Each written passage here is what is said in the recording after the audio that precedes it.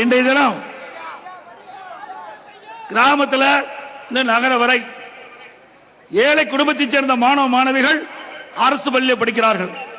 41% அரசு பள்ளிக்கு படிக்கிற மாணவர்கள், ஏழை மாணவர்கள் 3,80,000 பேர் படிக்கிறாங்க.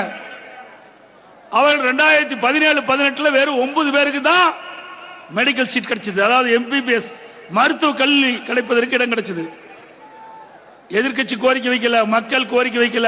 அதிமுக அரசு எண்ணியது அரசு பள்ளியில் படிக்கின்ற மாணவர்களும் மருத்துவ கல்வி படிக்க வேண்டும் என்று கருதி தனி சட்டத்தை கொண்டாந்து 7.5% உள்ளிட ஒதுக்கீடை கொண்டு வந்து சட்டம் ஏற்றப்பட்டு நிறைவேற்றணும். இன்னைக்கு ஏழை குடும்பம், விவசாயி, தொழிலாளி, நெசவு தொழிலாளி, மூட்டை இழுக்கின்ற மூட்டை சுமைக்கின்ற தொழிலாளி, காய்கறி கடைகள் வீதியிலே போட்டு விற்கின்ற தொழிலாளியுடைய குழந்தைகள்லாம் இன்னைக்கு 2160 பேர் 4 ஆண்டுல மருத்துவ கல்வி படிக்கிறாங்க, பல் மருத்துவ கல்வி படிக்கிறாங்க. எந்த ஆட்சியில் நடக்கும்? இதுதான் ஏழைகளை வாழ வைக்கின்ற கட்சி அதிமுக கட்சி என்பது நிறுவனமாயிருக்கு. அதோட அரசு பள்ளி படிக்கின்ற மாணவர்களுக்கு அறிவுபூர்வமான கல்வி கிடைக்க என்பதற்காக அம்மா சிந்தனையிலே ஒதுக்கப்பட்ட அற்புதமான திட்டம் மடிக்கணினி கொடுக்கின்ற திட்டம், லேப்டாப் கொடுக்கிற திட்டம். அனைத்து இந்திய அண்ணா திராவிட முன்னேற்ற கழக ஆட்சி இருக்கின்ற வரை அந்த திட்டம் தொடர்ந்தது. கிட்டத்தட்ட அதிமுக ஆட்சியில 52,30,000 பேருக்கு விலையெல்லாம் லேப்டாப் கொடுத்தோம். அதற்காக 7,300 கோடி அரசாங்கம் ஒதுக்கியது. ஆக ஏழை மாணவர்களும் வசதி படைத்த மாணவர்கள் போல கல்வி கற்க வேண்டும், திறமையான மாணவர்களாக உருவாக்க வேண்டும், உலகத்தரத்திற்கு ஏற்ற கல்வி அந்த மாணவனுக்கு கிடைக்க வேண்டும். அப்படிப்பட்ட திட்டத்தை எல்லாம் கொண்டாந்து நிறைவேற்றிய கட்சி அதிமுக கட்சி, அதிமுக அரசாங்கம்.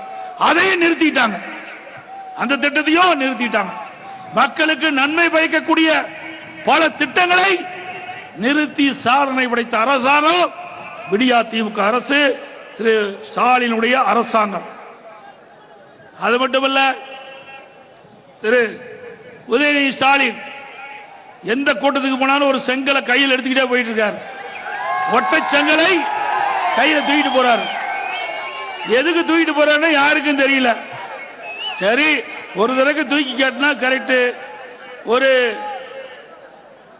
பொறுப்பில் இருக்கிறீங்க, திமுக இளைஞர் பொறுப்பில் இருக்கிறீங்க, இன்னைக்கு விளையாட்டுத்துறை அமைச்சர் வேற ஆயிட்டீங்க. எங்க பார்த்தாலும் இந்த கல்லை தூக்கிட்டு போயிட்டே இருக்கிறார். இந்த கல்லை தூக்கிட்டு போய் விளம்பரம் பண்றதுதான் மிச்சம். இந்த கல்லை தூக்கிட்டு போய் காட்டி இதனால என்ன நன்மை கிடைக்க போகுது மக்களுக்கு?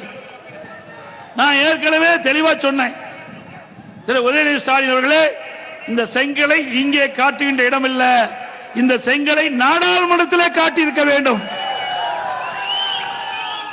2019 அதிமுக ஆட்சி இருக்கின்ற பொழுது பிரதமர் வந்து நேரடியா வந்து எய்ம்ஸ் மருத்துவமனை கட்டுவதற்கு அடிக்கல் நாட்டினாங்க. அப்பொழுது நாடாளுமன்ற தேர்தல் வந்தது. இந்த நாடாளுமன்ற தேர்தலில் திமுக கூட்டணிக்கு 38 இடங்கள் தமிழகத்தில் கொடுத்தாங்க. அந்த 38 நாடாளுமன்றம் நாடாளுமன்றத்தில் எய்ம்ஸ் மருத்துவமனை கட்டுவதிலே இன்றைக்கு நீங்கள் வந்து மெத்தனமாக இருக்கின்றீர்கள். அதாவது வேகப்படுத்த வேண்டும், துரிதப்படுத்த வேண்டும், தேவையான நிதி ஒதுக்க வேண்டும் என்று இந்த திரு உதயநிதி ஸ்டாலின் ஒற்றை செங்கலை தூக்கி காட்டீர்களோ அதை நாடாளுமன்றத்தில் உங்களுடைய கட்சி நாடாளுமன்றம், கூட்டணி கட்சி நாடாளுமன்றம் அங்கே தூக்கி காட்டி நாடாளுமன்றத்தில் அழுத்தம் கொடுத்து அங்கே நிதி பெற்று இந்த எய்ம்ஸ் மருத்துவமனை கட்டியிருந்தால் ஒரு சிறந்த அரசாங்கம் என்று மக்கள் பாராட்டுவாங்க. உங்களுக்கு அதெல்லாம் கிடையாது. மக்களுக்கு நன்மை செய்வது எண்ணம் கிடையாது. இவருக்கு விளம்பரம் வேணும். அந்த விளம்பரத்துக்காக ஒற்றை செங்கலை தூக்கி காட்டிக் கொண்டிருக்கின்றார். ஆகவே திரு ஸ்டாலின் ஆகட்டும், திரு உதயநிதி ஸ்டாலின் ஆகட்டும், நீ உருண்டு புரண்டாலும் இந்த தேர்தலில் வெற்றி பெறவே முடியாது. மக்கள் தீர்மானித்து விட்டார்கள். அதிமுக தலைமையிலே அமைக்கப்பட்ட கூட்டணி தான் பாண்டிச்சேரி உட்பட 40 இடங்களில் வெற்றி பெறும். அதோடு அனைத்து இந்திய அண்ணா திராவிட முன்னேற்ற கழக ஆட்சி 10 ஆண்டுகள் ஆட்சி, இருண்ட ஆட்சி என்று போற தேர்தல் பிரச்சார கூட்டத்தில் எல்லாம் திரு ஸ்டாலின் அவர்கள் பேசி வருகிறார். திரு ஸ்டாலின் அவர்களே, அனைத்து இந்திய அண்ணா திராவிட முன்னேற்ற கழக ஆட்சி ஒரு பொற்கால ஆட்சி என்று மக்கள் பாராட்டப்பட்ட ஆட்சி. இன்னைக்கு அண்ணா திமுக ஆட்சியில் நிறைவேற்றப்பட்ட சில திட்டங்கள், ஆரணி நாடாளுமன்றத்தில் ஆரணியில் புதிய கோட்டாட்சி அலுவலகம் கட்டப்பட்டது.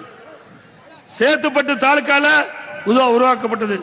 செய்யாறு வட்டத்தை பிரித்து வெம்பாக்க வட்டம் புதிதாக உருவாக்கப்பட்டு 2 கோடியில் கட்டடம் கட்டி கொடுத்திருக்கிறோம். ஆரணியை தலைமையாக கொண்டு புதிய வட்டார போக்குவரத்து அலுவலகம் அமைச்சது. திருவண்ணாமலை மாவட்டத்தில் போலூர், செய்யாறு, வந்தவாசி, கலசபாக்கம் உள்ளிட்ட 5 சட்டமன்ற தொகுதியில் சுமார் 7500 ஏக்கர் நிலங்களுக்கு பாசன வசதி, குடிநீர் வசதி. செய்திகளை உடனுக்குடனும் துல்லியமாகவும் தெரிந்து கொள்ள சப்ஸ்கிரைப் பண்ணுங்க.